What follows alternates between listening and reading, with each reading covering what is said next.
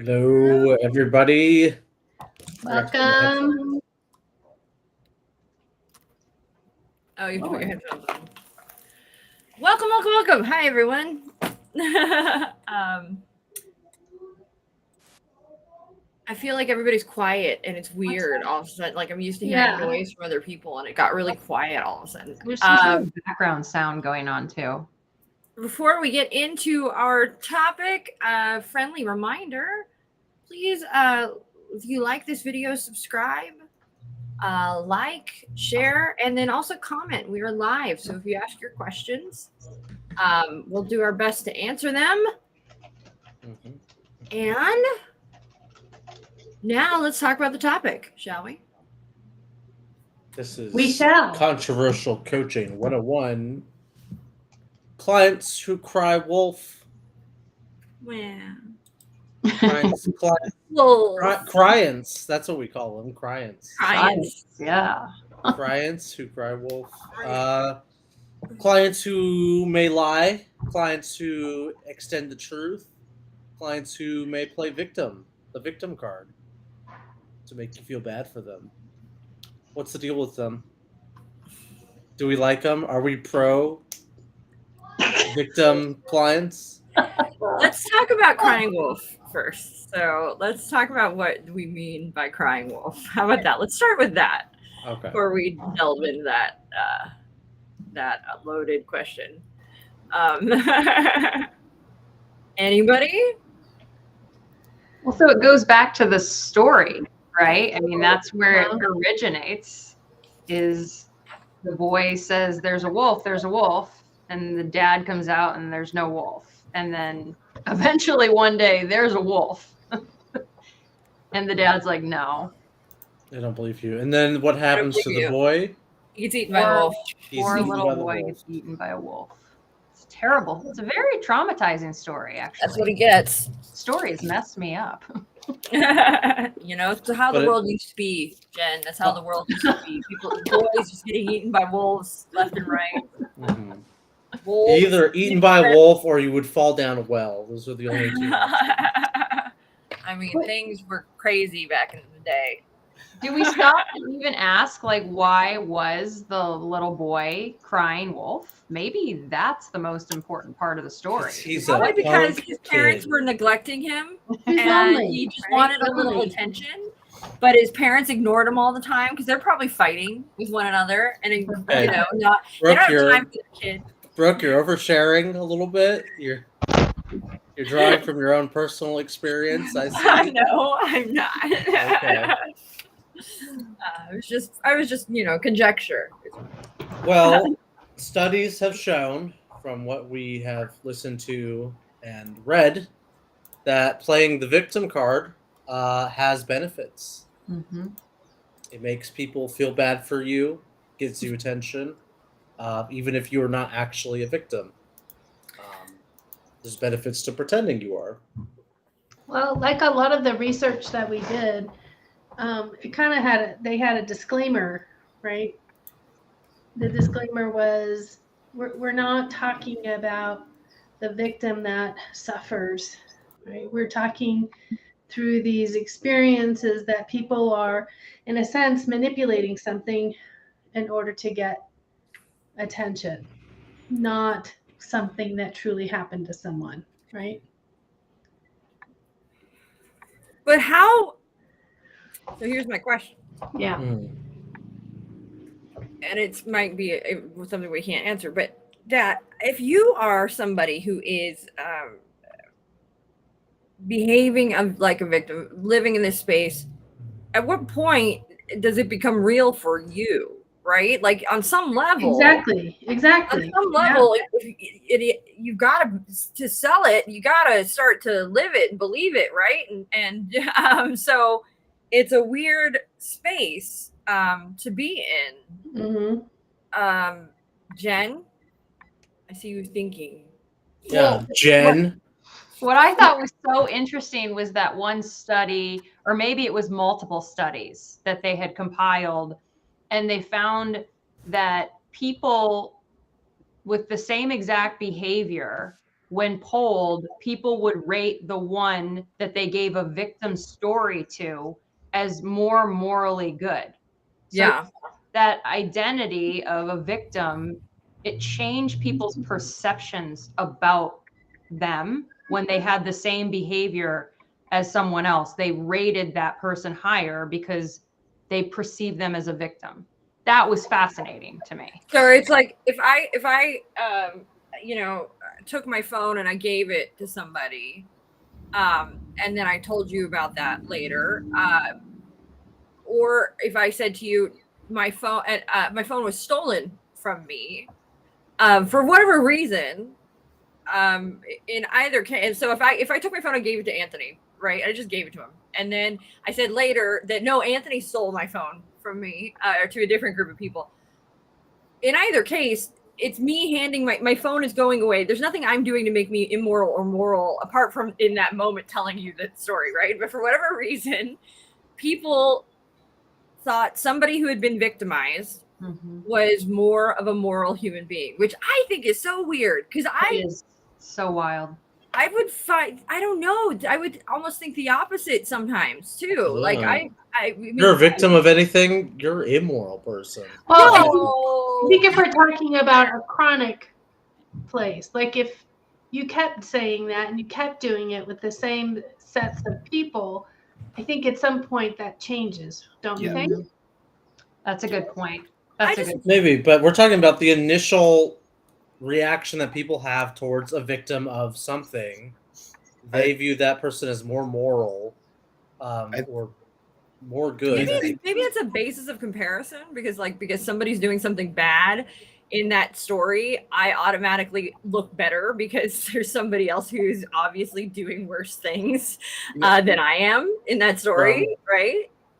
Doesn't Right. that go I back don't to bonding over trauma too? I think we've all, trauma being bonding, yeah. traumatized. Yeah, exactly. So you've got something that you can immediately and I think pretty easily connect to in that story, which maybe not necessarily makes you, I guess, overtly moral, but definitely makes you a little bit more human in that scenario, I think. If you Like- so that's an interesting point. So like if I'm empathizing, right, I'm running it through a filter, right? I can relate to that. Oh, that must have been, and I'm running it through a selfish filter to some degree. And that automatically makes me think of you as a better human being because I'm relating to you. I'm a good and moral person. So you must be as well. I mean, maybe that is something that goes on. I just think that I agree with you, Jen. It is really fascinating that happens. And I'm not sure why, but it definitely does provide fuel for the fire for somebody who is fed by being a victim and gets that treatment,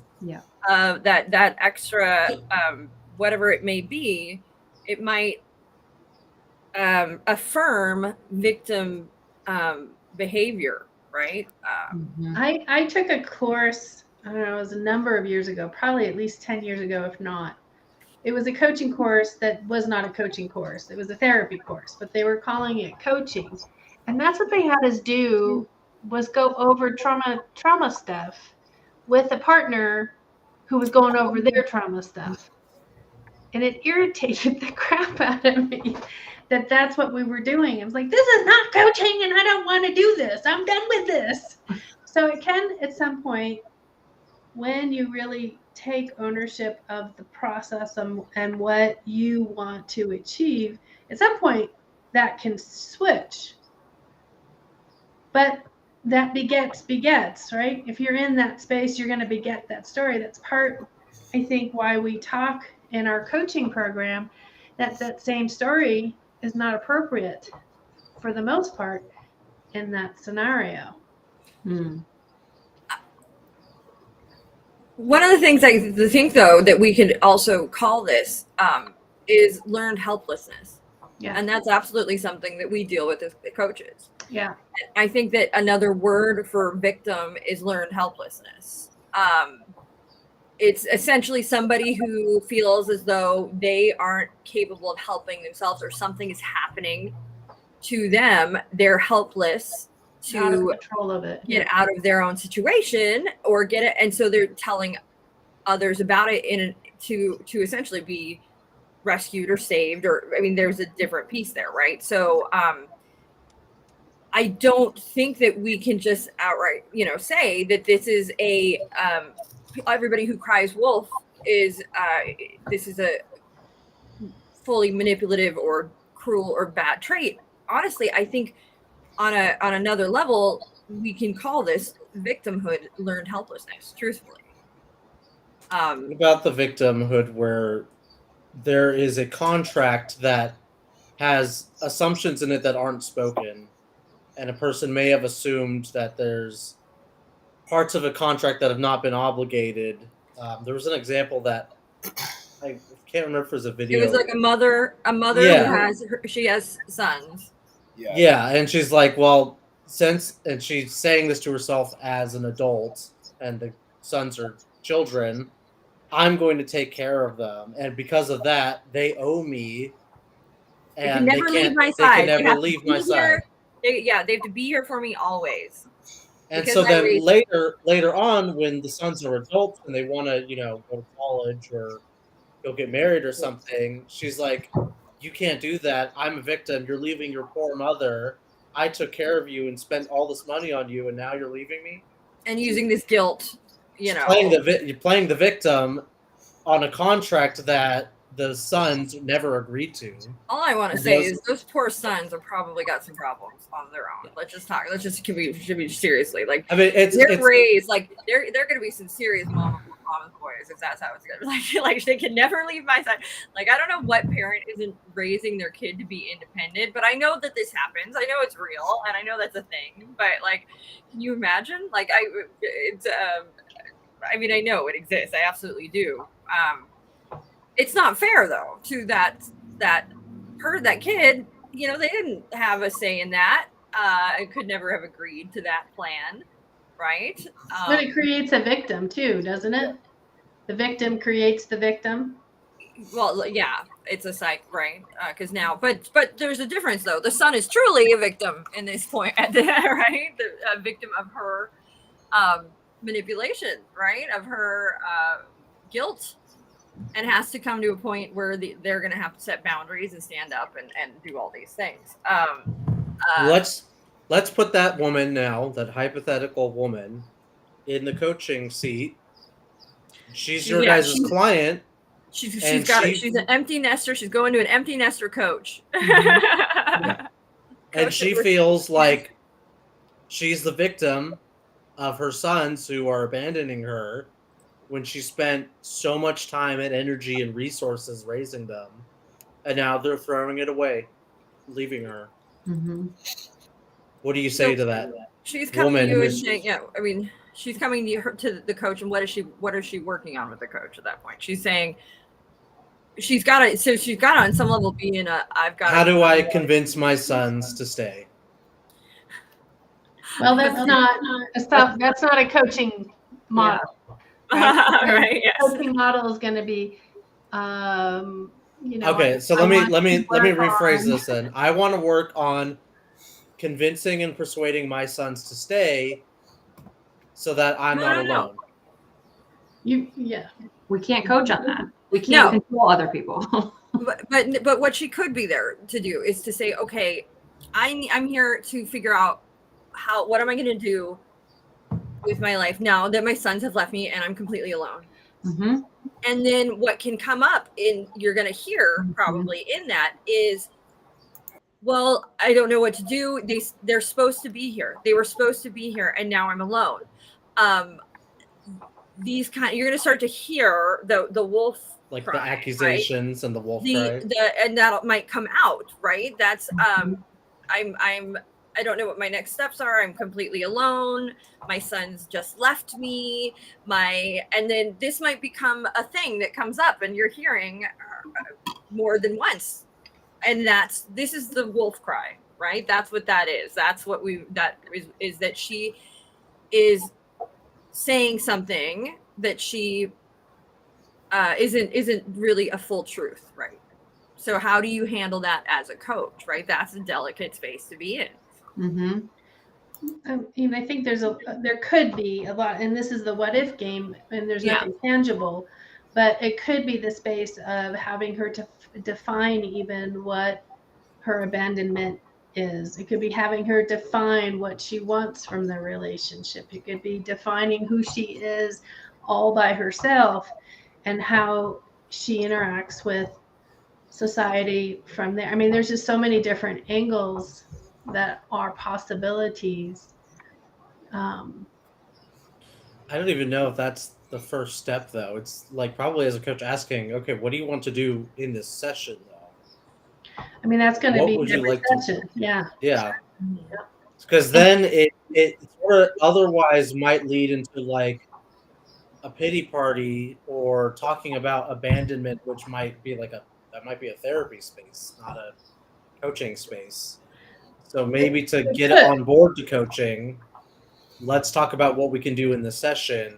Mm-hmm. The other to work on.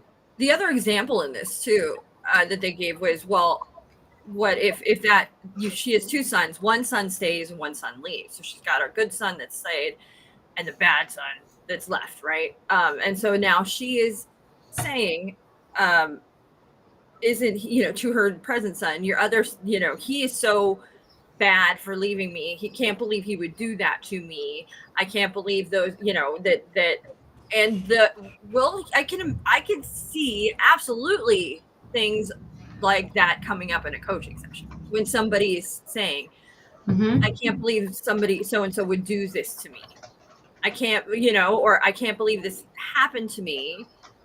And then they would say, maybe follow that up with, I don't know what to do next now that this has happened. I'm helpless to help myself, right? Now that this has happened.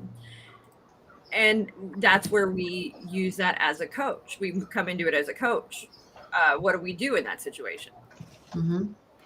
I mean, I start by poking holes, right? Like, let's see which one is going to give a little, just by simply breaking down the story into like what is true, what is circumstance, and what is meaning that she's giving it. So I typically would just start asking a lot to simplify single thoughts. Mm-hmm. And then, is that true? What's true about that? Or what are the other possibilities even? Right. She may, with some of those questions, at least start to think in a different way. She's not probably going to attach to that right away, but she's going to possibly entertain the possibility that something outside of her story could be true. Mm-hmm. Maybe. And she may not. She may need a few sessions of just having space held for her before she's even feeling safe enough to allow holes to be poked in her story. Mm-hmm. Yeah, rapport and connection is going to be a big deal in this space. Yeah. Mm-hmm. I think that a lot of things, the other thing that comes up to me in this is that reframe, right? That being capable of looking at the situation a different way. And I think that what that means for us as coaches is while we do poke holes, we also have to ask about the wolf, right? We have to, if our client is coming in and crying wolf, we can't go, there is no wolf. We have to be curious about the wolf, right? So, oh my goodness, tell me more about that. Where did you see the wolf? What color was it? Where is it? Wherein we can start to accumulate that information and learn more about the situation. In order for us to even do a reframe or poke those holes, we have to first sort of believe the story, don't we? Mm-hmm. I could imagine that being tough. I don't know that we have to believe the story, but we do have to believe our client, right? And they believe the story. Right. We believe that the client believes what they're telling us. So explain the difference to me. It doesn't matter if I believe it or not. I don't have to have a belief that there was or was not a wolf. The client has the belief, whatever attachment to the wolf, and that's what we'll investigate. So this wolf we're talking about, the story might involve other people who have other perspectives on the same situation. It's not my job to fully believe 100% my client's side of the story, but it is my job to listen to what my client is saying and, think that they're coming to me with I forgot the word. They're coming to me with their own best interest in mind, and that they're telling their side of the story honestly. So that could Even be if that's not the objective side of the story. easily said, right? But I can imagine that we are sitting and across from our clients, and we have bullshit filters going off, right? BS filters, sounding alarms in our heads. How do we manage that as a coach? How do I not? Can I truly go set that aside? Yeah. How do you manage that? Like, if you have somebody sitting across from you and you're like, this is total BS, I know it is. Like, it's Jen, when you mentioned that you wanted to poke holes and you sort of explained your way, I can imagine a coach being like, I'm going to poke holes in their story to try to catch them in a lie. That's my intention as a coach. No, the intention would not be to catch them. The intention would be to show them what's true, because the truth is what's going to serve them. I can imagine, though, that a coach would want to catch them in a lie, though. So it's not a true. To me, it's not a true. It's not true or false. It's an opportunity to have a different perspective. And in a different perspective, all perspective, if I own it, is true, right? Right. So I can't say my perspective is true and yours is false. It's going to be what perspective is he or she trying to gain from our coaching experience today. And going back to Anthony's point of, based on what you're sharing about this wolf, what would you like to leave here with today from our coaching session? What do you want to take with you? What do you want to tangibly adjust? Correct. I'm not correct. I use the wrong word. But you know what I'm saying? What do they want to, from this scenario, where do they want to go from here? I can imagine this client saying, I don't know, I just want to feel better about this. That's What's my feeling goal. better? Then we go down that path. What does it mean to feel better, right? So you just continue following that lead of the client and then come back. So you want to feel better. When you think of the wolf and feeling better, even by the end of our session, what does feeling better today mean? I think when I say truth, what I mean is, if this person has a story about the big bad wolf, maybe there's room for this person to realize, yes, there's a wolf, but the wolf isn't out to get her. So maybe the son isn't doing whatever he's doing to harm her. He's doing what he's doing for him. And is there space in her perception for that to be a possibility? In the scenario, I think that is definitely a possibility, but it's still a form that what I read in that article felt like no matter what, it was going to feel abandonment unless the son came back to her. That's the feeling I got from the article. Right. So in that case, then what is the options? What are the options? What do you want to feel? Well, I want my son back. Yeah. What does that mean? What about when the person or persons who are crying wolf are in the same room and there's two victims involved? I can see this come up with relationship coaching, where me and my partner are sitting in a room and I'm the victim of them, and they're pointing the finger at me. No, I'm the victim of them, and we're both maybe trying to get the coach to take my side and feel pity for me and disgust towards the other person. Does that tend to happen in relationship coaching? All the time.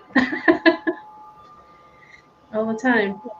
The pointing fingers, wanting to have somebody on their side.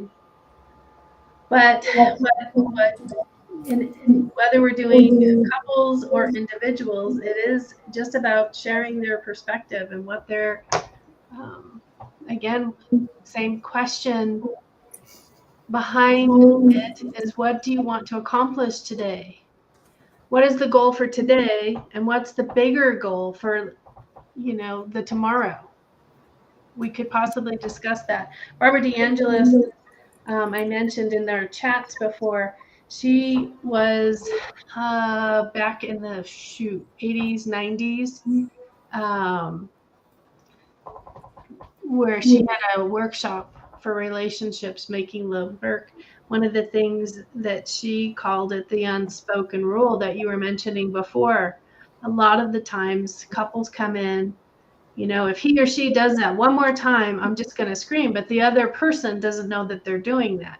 So in that victim or in that crying wolf, somebody can make their situation worse when it's not as bad, really, whereas the other one could be bad and they're lightening it because they don't want the drama attached. So there's both sides of that wolf crying that can be from a relationship.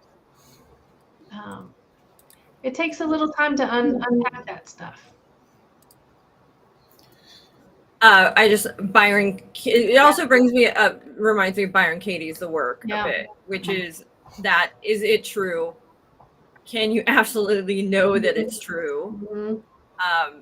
How do you react when you believe that thought? And then how would you be without that thought? Sure. Mm-hmm. And I think that that's a very sort of powerful tool to utilize in this space of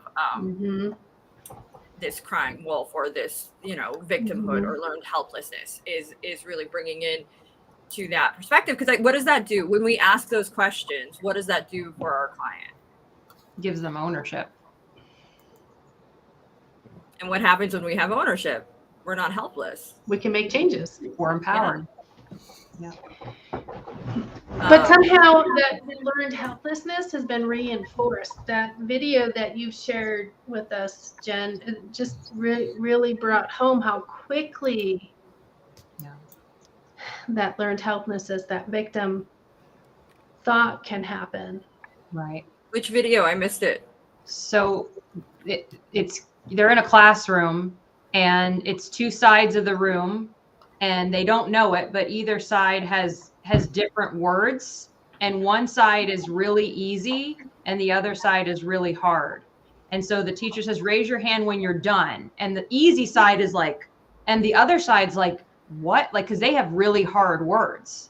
And so by the third word, the hard side has given up. They don't even try. And everyone has the same third word. So they could have gotten it. They just decided that they couldn't because of the learned helplessness, because they were perceiving that they were failing. And that they said, when they asked them, how did you feel? They were like, I was confused. I felt stupid. I didn't understand. I didn't think this was possible. Like, they were upset. And so they learned how to be helpless and not answer a word they could have answered. Anthony, I see your brain working. I was gonna say something stupid. I was just be like, they sound like losers. Oh my god. The kids. No, I was. Nice. Yeah, don't ask me what my actual thoughts are.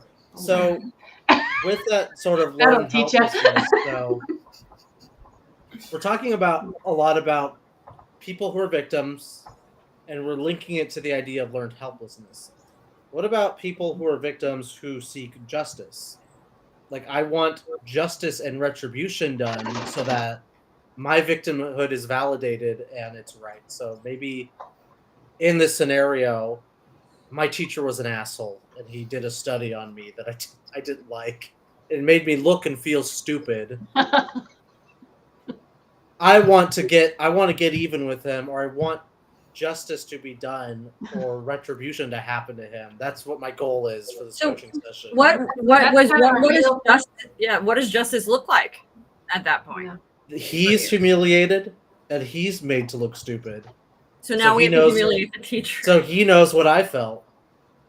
Oh man. But this is okay, what Anthony is talking about is kind of put together and made up, but there's lots of this going on. There was a controversy at a school where a professor showed pictures that she let everyone know on the art, you know, in our art class that she was going to show these. And they basically, some of them decided that she needed to be fired, that they were the victim of her really, in the end of it, being uneducated and how it would impact them. So this is a real life scenario that you're talking about, Anthony, when you're talking about how people feel and the justification that they feel on how that has impacted them. Yeah, because clients might have different views of what justice is. Like some might have a more restorative view of justice when they're the victim. Like, I just want whatever was taken to me to be given back so I can move on with my life. That seems a little bit easier to work with than retributive justice, where it's like, no, eye for an eye. I want that person to, you know, feel retribution for what they did to me, even if it's, you know, seemingly small stuff to you as the coach. Like if I was the student in that classroom, or maybe like I'm working with the coach. Like truthfully, like I think, okay, so I'm a true victim of a violent crime, and I mean, am I ever going to get like true to God retribution? No, right? Not going to be. Nobody's going to do to that person what was done to me. Okay, but let's take my example though. I want my teacher to feel embarrassed the same way I felt embarrassed. I had a whole fix the situation though. You already felt embarrassed. What does it change? I had a point though that I was going to bring up, and mind you, what happened to me, he went to jail, but after that everything was out of my control, and what I didn't realize that the impact it was going to have on me when he was released from jail, and the impact it was going to have on me when my restraining order went up, and how that was going to affect me emotionally, and how frustrating it was for me when I went and said I want to renew my restraining order, and they said they can't unless a threat against me has been made. And talk about a situation where I feel like I have very little control and I have very little support as a victim. But I actually did coaching in this space. I actually did. And I spoke to people where it was about, okay, what do I have to do to feel safe and move forward with all of these things that are truly and actually out of my control? So I'm not crying wolf, right? But it can make you feel that way to some degree, that you want to renew a restraining order, and they're telling you can't unless there's a threat made. It's already, it's been happened. I can't do that to him. That's going to make him a victim kind of by doing it, because it's not fair to him for me to want that to happen. But it didn't feel that way for me, right? So how do I move through that? And I had to do a lot of work in that space, if I'm honest. And it was about deciding that I wasn't going to be scared, essentially, and taking the steps to do that. And how was I going to do that? And deciding that I wasn't going to live my life in fear, and taking the steps to actually be able to do that. And it wasn't easy. It wasn't instant. It took time. But definitely felt like I was in a situation where I could see. I mean, I was a true to God victim, but I'm not anymore at that point. And in the eyes of the law, I'm not. So I have no recourse to keep myself safe. And that was a very scary place. But you could say I was crying wolf. Well, nothing's happened to you. Well, it did, but I had to let go of that and figure out how to move forward. I don't know. I feel like I talked a lot there, but But I think that is probably true of most people who are in that learned helplessness or in that victim mindset. I don't think that's, I mean, there may be, the outliers, but in that normal bell curve, there's the average person who has had stuff happen to them. And can any one of us here have cry wolf? Sure we can. If we feel impacted, we're going to cry out something, but it's not. The difference is, I think we want to do something about it. We don't want to stay stuck in that place. I think that's the difference, is when you want to not be there and be in a healthier mindset. And to Anthony's point, sorry to go back to Anthony, for that person, and it probably wouldn't be the kid that wants to humiliate the teacher. It'd probably be the parent that wants to equally humiliate the teacher. And at what point is that parent manipulating that situation? Like, I mean, it's a weird Exasperating it. Mhm. right? Or exacerbating it, not being productive. Let me reframe this in a way then. If I was the parent and I feel that my retributive justice is maybe speaking in public about how this teacher makes children feel embarrassed or unsafe in a classroom setting. Could that be a way of retributive justice where me, and by proxy my child, is a victim? I want to either put out on a Facebook post or maybe the newspaper, local newspaper, things like that, to both publicly shame, cancel the teacher, or Yeah. Well, you I know. mean, I can't say whether that's proper retribution or not. But to bring it back into the coaching space, what I can do as a coach is talk them through if that is the solution for them, and make sure they're not breaking any law, right? Like not slandering them. We're not like probably subtly make sure that whatever we're coaching on is staying within the bounds of our legal law options, or at least reminding your client to do the same. I don't know. Can we do that? Can we remind them? How do we deal with that? Right. But we might be working with that parent, let's say, and they feel slighted in this situation. They come in, I want to work on this today. Why? Because I'm very upset. I want to work on how I need to deal with this and how I need to get through this. And it might be a situation where you're coaching that parent on how to manage whatever they need to manage with regard to that student going back into that classroom, or how they're going to handle this relationship with that teacher. I could see that being a very much, if I'm a parent who has a coach, absolutely being an organic conversation that happens. Mhm. Lisa, you look like you're thinking. I am. I'm thinking of a personal situation with a bully. Keep asking when we're having personal thoughts that we don't want to share. Darn it.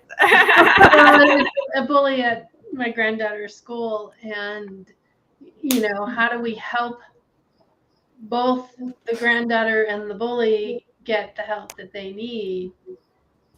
It's a conundrum. Yeah. And the parent Conundrum. Yeah.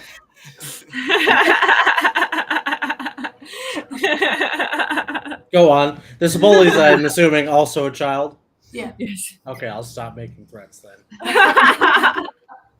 Parents. Yeah.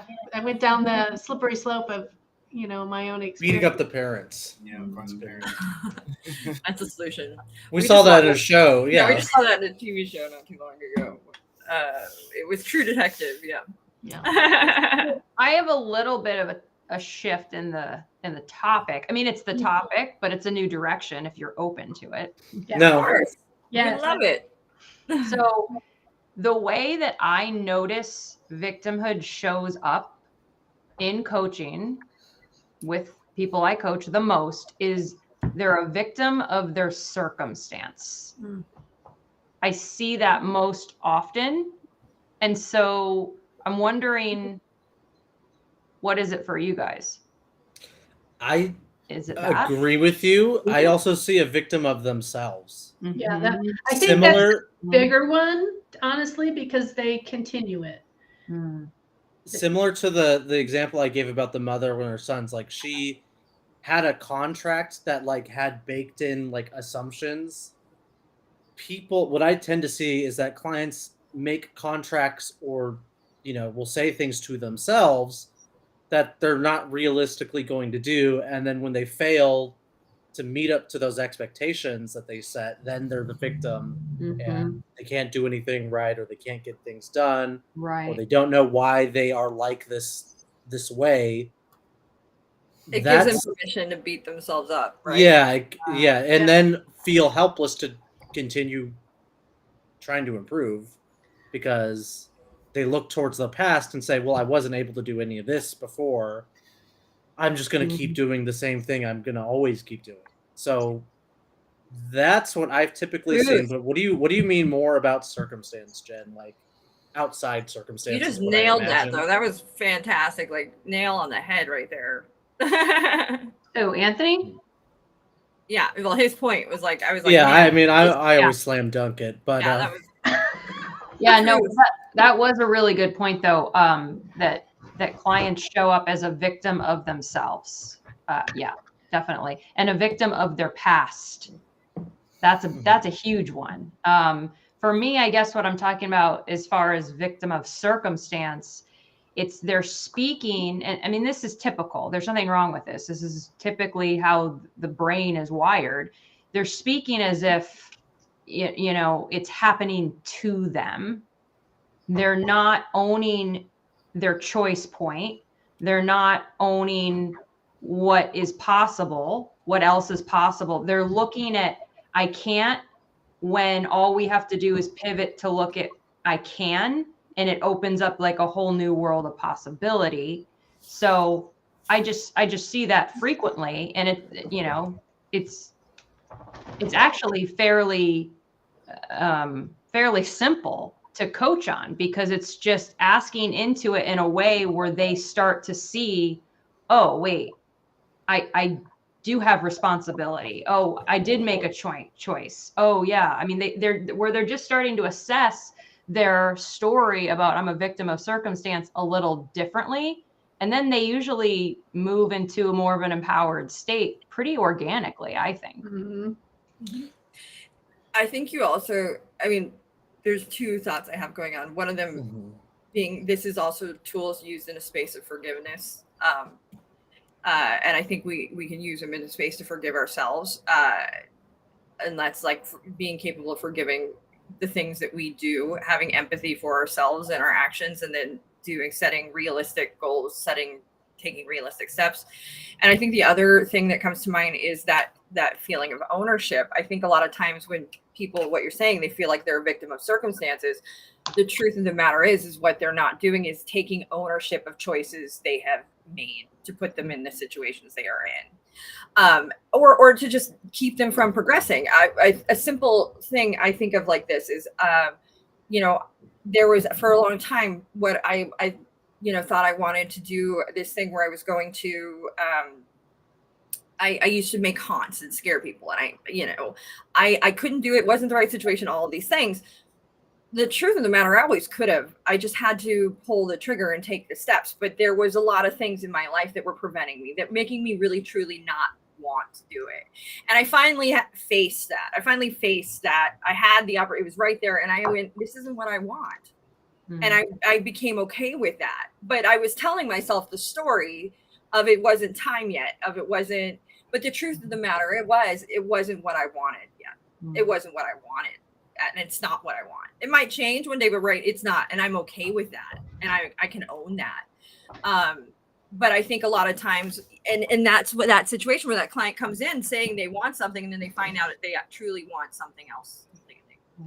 And I think that can be a very common thing that happens, where we say, I can't do it.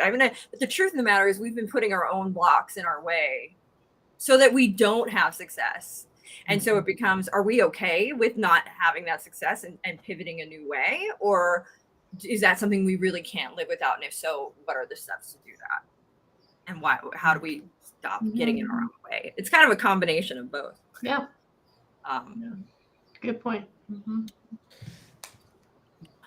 This is all well and good with people who, believe themselves to be victims. We also listened to a Hidden Brain episode of people who just flat out lied. Right, that was crazy. But let's not go into lying too much, because that's our topic for next week. So I don't want us to go too far down the lying rabbit hole. But yeah, my goodness, I could not believe that was very entertaining. That one. I mean, they all are entertaining, but that one was really the story of the guy who just pretended to be a different human being. So let's go into what the two scenarios were. One was he gay man and then a child in Mexico, and he lied and pretended to be of Jewish descent so he could play that victim card so he would not be bullied, and then later used it to his advantage to have academic success, things of that nature. And he was not Jewish at all. And he had this whole elaborate backstory. The other one was a group of girls who, when they were teenagers and went to an amusement park, one of their friends pretended to be mentally disabled, and they went the whole 9 yards. This girl, one of the girl was an actress, and she was pretending to do this, and finally pressured the park employees to like give them a pass to go to the front of the lines.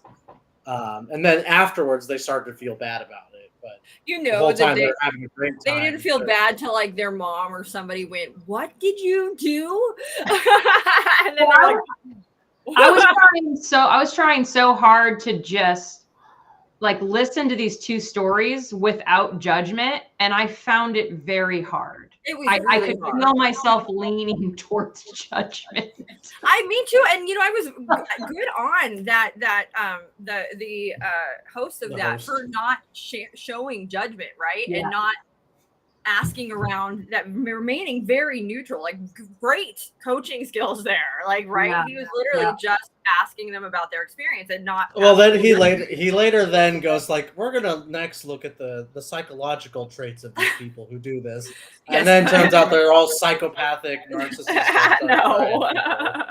There was But- one time when he asked a question to the guy who pretended to be Jewish, and the guy answered him, and he didn't give an answer that made any sense. And the host was like, "I'm still not clear on why you did that." It was so good. It was so like, it was a coaching moment, but he stayed in complete just neutrality, no judgment, just curiosity. "I'm still not clear on why you did that." Yeah. And the guy had to say something else. It was good. So what if like you get a client who's like, maybe they're out with it. They're not lying to you, the coach, but they're like, "Hey, I'm in a situation where my life that I'm telling people is a lie, and I'm crying wolf, and I need to get out of it, and I don't understand why." That might be a moment for me where I'm like, this is like a therapy referral. I can't really get into the psychological reasons why. Well, I mean, I think if we're talking about the why you're doing it, but as a coach, Well, yeah.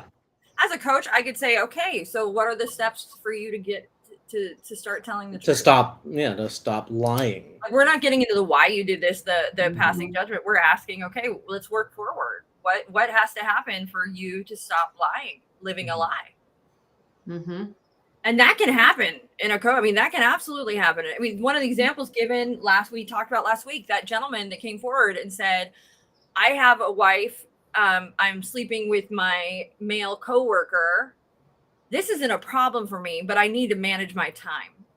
I mean, that guy that's something else, right? But truthfully, it's kind of a situation where I would rather truthfully work with the person that has the desire to be honest 100 times over, right? They've realized it and they would like to be honest.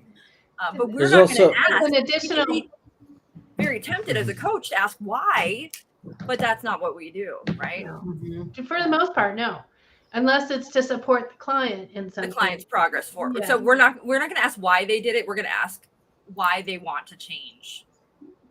Right? That's the Yeah. big difference there. Yeah. Wouldn't from an There's outside- also the story, you know, when we're in coaching, some of the clients sometimes will answer the question with the correct answer, the what should be said versus what they really are. And usually in that moment, until you get to know your client more and, you know, the patterns start surfacing, you know, then you challenge, that's where you can challenge, you know, I think that's the right answer, but what is really your answer? And that can create a whole different dynamic as well. That's where that dig comes in. I think that's so important. We can recognize when a person's in their head, right? And they're giving you an answer that is not a truly heartfelt answer, that true emotional answer. And that's that moment where when I do that, or we all do it, well, what does that give you? What does that give you? what does that give you? And you keep sort of asking the same question until they get out of their head and they move to that emotional place. Or what is that doing for you? How will that make you feel? And start to move them from that head centric, this is what I should be saying, to the, oh my goodness, this is what I'm actually feeling. And really starting to tap into that emotion. We learn to do that as coaches, to hopefully move our client from the head centric space to that, oh wait, this is my emotion, this is what's going on, that's that deeper coach the person, not the problem sort of thing, right? That deeper dig. Which I think a lot of times our clients are saying, I think I don't know. They may not know, but that's truly like a big learned helplessness moment, isn't it? That's a big, I don't know. Yeah. You had to take your best guess when they say, I don't know. Well, if you had to take your best guess, because it takes a little bit of pressure off, because the word no can be, that can be charged, that can have meaning behind it. Like maybe they don't know, but what's your best guess? Then they might take a shot. It's the experiment. Experiment we can work with. Having the fact we're not secure a lot of the times in knowing that. Right. Yeah. Jerome, were you going to say something at some point? I was, but you guys killed it for me. I was going to say that from an outside perspective, wouldn't it seem a little crazy that someone... Oh, boo-hoo, victim. We killed it for you. Well, I mean, killed it in a positive manner. I don't mean like, no, I'm not playing victim here. You guys crushed it is what I should say. I was going to say, from an outside perspective, doesn't it seem a little crazy that someone would come in as a client and then just kind of self-sabotage, in a way, the session by not, giving you, I would say, answers that would help progress the session. And then I was going to ask, well, why that would be the case when we see this come up so often, why that would be the case. And Brooke and Lisa pretty much explained exactly why that might be the case. I had a parent and a child come in, and I just had gotten the child to open up and start sharing more depth, to our conversation. Before it was a get to know you. And everything that we had just accomplished in that session, we were talking about sabotage earlier. The parent came in and sabotaged the whole thing. Oh no. Yeah. So why do they do that? Because someone has their belief system and they believe their belief system is accurate, that there is no other possibility, that it must be this. They don't know what they don't know. Or they're not open to knowing in a different way. So they're not going into the coaching session with good faith, then. Like with a genuine interest to improve themselves. It could be a poke the bear moment, though. They might have a giant blind spot or it could be. Spot. It totally could be. It could be something they're not willing to go there. It's the poke the bear. Like if they're not ready to open up to that truth or reality or alternate reality or possibility, you might hit a wall and not get past it, right? Not be able to. And that, I know I've had moments with clients where, to me, I see the big red blinking sign, but they're just not getting, like, it's like, and it's like they're just not willing to open up to that part. And I feel like, okay, I'm asking, okay, maybe if I ask, I've done this and I know it's not the right thing to do. Let me share this. This is not the right thing, but I'm like, I see it. It's clear. Maybe if I ask this way, or if I ask this, it will be clear to them and it doesn't happen. And then eventually I just have to go, okay, that's not what we're not going to go there today. That's not what the cool thing though, is because you did notice it, that means there is a chink to the armor.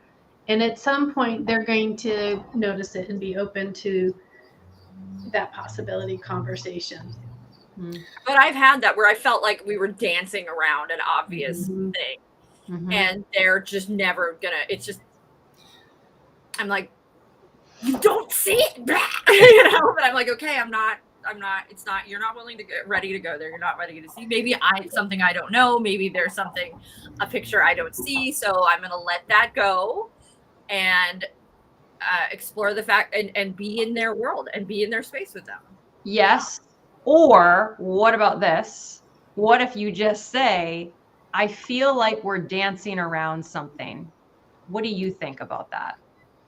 Is that? It's a possibility, but you're going to get feedback from the client in some fashion. Until they're ready, they're not ready. Right.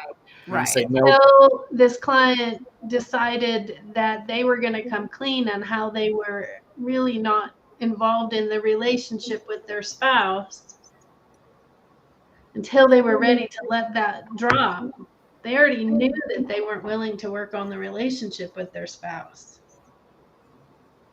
But they finally, probably after 6 sessions, that's what I did, like what you guys are talking about, you and Brooke. I'm like, I'm missing something. And that's what I did. I'm missing something. I don't help me understand what I'm missing. And that's when he finally dropped it.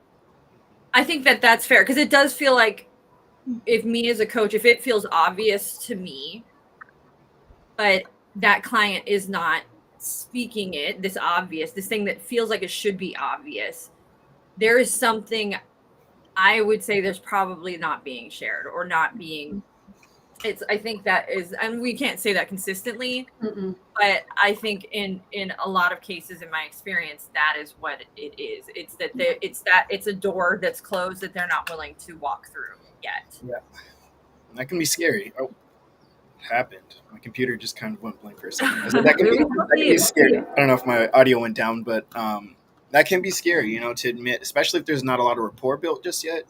That can be scary to admit something that, Yeah, it's not usually going to happen in that beginning when you're just, that rip that Band-Aid off typically doesn't happen. It now and again will, but mostly it takes time. I think partially too, it was in the specific incident I'm thinking of, it was being recorded, and it was being recorded for the sake of ICF.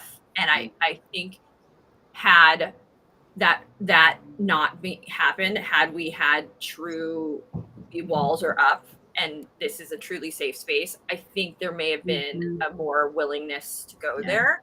Yeah. But in this specific incident, and I think we did end up going there when we weren't recording. I'm almost certain we did. And I think that is part of the reason that in this moment I was like, it's okay, letting it go, like not gonna bring it up in the session, not gonna, and then later on the walls were able to come down when the client felt safer. Yeah. And sometimes that's it too. It's safer, different mindset, different way. Well, and there's different things that will make our clients feel like they are safe enough to share and not safe enough to share. And just frankly, time, a lot of different, It can be the day. It can be, there's a number of things that can happen where they're just not in that ready to go there. And it took, to just go, okay, putting it in the basket, setting it aside and moving to the next thing, right? Staying in their world and in their space. And I think all of that applies to the crying wolf, right? It's that, why is that kid, crying wolf? Yeah. Well, maybe. How is that serving them? He's not willing to share right now. So, and now he's dead. So we'll never know. Oh gosh. That's a good way to end and wrap up our live then. Leave on that note. Okay. Thank you so much out there for watching. Hello and welcome. Next week's topic is, when is it okay to lie? All the time. I think that this can mean many things in the coaching seat, in the client seat, We're not exactly sure ourselves since we haven't done the research, so we will find out. Oh yeah. We come back and it's like, turns out it's not okay to lie. That's it. Sorry, guys. Well, take our classes. Be sure to like, share, subscribe, comment. Take Coaching 101 and learn how to not be a victim? No, you don't learn that in Coaching 101. You learn how to coach people who are victims. All right. We'll see you guys next week. Bye-bye.